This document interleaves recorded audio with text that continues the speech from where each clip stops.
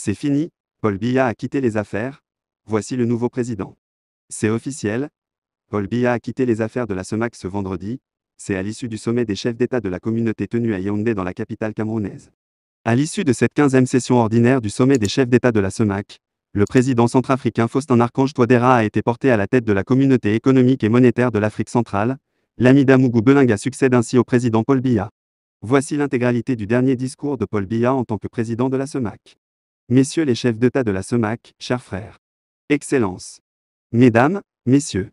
Je suis très heureux de vous accueillir de nouveau à Yaoundé, dans le cadre de la conférence des chefs d'État de la communauté économique et monétaire de l'Afrique centrale CEMAC. Celle-ci se tient pour la première fois en présentiel depuis novembre 2019, en raison, comme vous le savez, de la survenue de la pandémie du coronavirus. Au nom du peuple camerounais et en mon nom personnel, je vous souhaite, ainsi qu'aux délégations qui vous accompagnent, une chaleureuse bienvenue et un agréable séjour au Cameroun. Votre présence à ces assises témoigne de notre volonté commune de voir se renforcer davantage les liens de solidarité, de fraternité et de coopération qui existent entre les États et les peuples de la CEMAC. Je forme le vœu que nos travaux soient marqués du sceau du succès qui a toujours caractérisé nos rencontres. Messieurs les chefs d'État, chers frères. Les défis qui nous interpellent dans notre marche vers l'intégration de nos pays sont nombreux et variés, le monde change, la CEMAC ne saurait rester en marge de ce mouvement.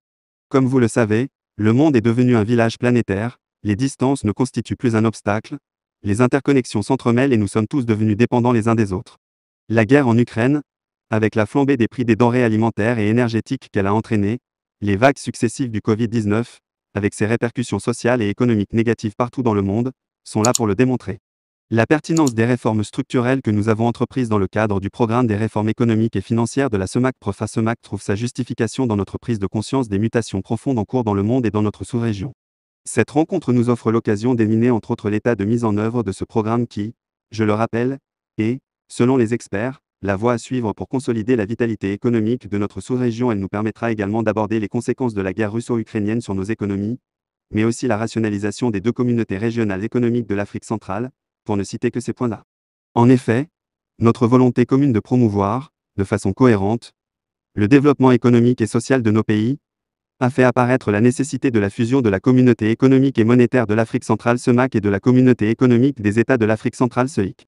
Il en est de même de la réforme de certaines institutions communautaires, notamment la Banque de développement des États de l'Afrique centrale BIAC, ou de la fusion des deux bourses de la sous-région. Messieurs les chefs d'État, chers frères. Le bien-être de nos peuples frères passe aussi par une intégration harmonieuse de nos économies nationales à travers la réalisation de nos projets structurants et intégrateurs. À cet effet, il nous faudra mettre l'accent sur la mise en œuvre de notre programme économique régional de deuxième génération. Ce programme s'articule autour d'un portefeuille de 12 projets intégrateurs prioritaires, susceptibles d'accélérer l'intégration physique et commerciale de la CEMAC. Il nous faudra également accélérer la mise en circulation du passeport biométrique CEMAC. Toutes ces actions vont favoriser un meilleur maillage de nos États, une circulation accrue des hommes et des biens, ainsi qu'une amélioration de la performance de nos économies. Mais, tout cela ne saurait se réaliser sans la paix et la sécurité à l'intérieur de nos frontières nationales et sous-régionales. L'une des menaces qui pèsent sur le développement de la CEMAC est bien entendu l'insécurité, causée par des groupes armés internes et transfrontières qui infestent notre sous-région. Leurs activités sont d'autant plus pernicieuses que l'une de leurs attaques a coûté la vie à notre regretté frère, le président Idriss Déby Itno. Elles obligent nos États à consentir d'énormes sacrifices en termes de dépenses de sécurité. Des progrès considérables sont enregistrés çà et là, mais nous ne devons pas baisser la garde, ni réduire nos efforts. C'est le cas en ce qui concerne par exemple la lutte contre le groupe terroriste Boko Haram. Nous devons rester fidèles à nos engagements nationaux et communautaires pour que la paix et le progrès reprennent droit de cité dans nos pays et dans notre sous-région. Pour cela, la solidarité doit être le maître mot. Messieurs les chefs d'État, chers frères. Excellences. Mesdames et messieurs. En réitérant mes vœux de plein succès à ces assises, je déclare ouverts les travaux de la 15e session ordinaire de la conférence des chefs d'État de la CEMAC.